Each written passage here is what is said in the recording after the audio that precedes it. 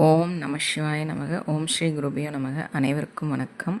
மாதா பிதா குரு தெய்வங்களை வணங்கி இன்றைய பதிவு மிதுன லக்னமும் லக்ன அதிபதி புதனும்.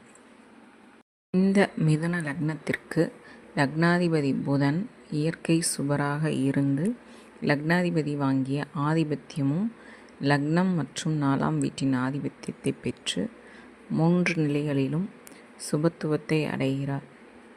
இந்த லக்ன பாவகம் மற்றும் 4ஆம் பாவகம் ஆதிபத்தியம் பெற்ற புதன் நின்ற ஸ்தானத்தை கொண்டு நற்பலன்களை வழங்க கூடியவராக இருக்கிறார்.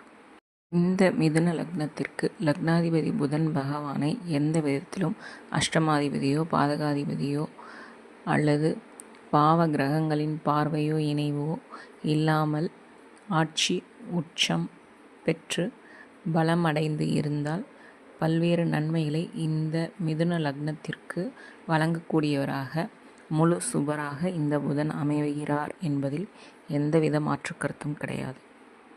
இந்த முழு சுபரான புதன் பகவான் ராசியிலும் நல்ல இடத்தில் அமர்ந்து நவாம்சத்திலும் வலுப்பெற்றுவிட்டால் இந்த ஜாதகருக்கு கிடைக்கக்கூடிய கல்வி மற்றும் புதன் சார்ந்த காரகத்துவங்கள் அனைத்தும் நற்பலன்களையே கொடுக்கும். கடக ராசி மற்றும் விருச்சிக ராசி மற்றும் தனுசு மீனம் ஆகியவற்றில் அமராமல் இருந்து மற்ற எந்த இடத்தில் அமர்ந்தாலும் நற்பலன்களையே தருகிறார். இந்த வீடியோ உங்களுக்கு பிடிச்சிருந்தால் லைக் பண்ணுங்கள், ஷேர் பண்ணுங்கள், கமெண்ட் பண்ணுங்கள், சப்ஸ்கிரைப் பண்ணுங்கள். தேங்க்ஸ் ஃபார் வாட்சிங்.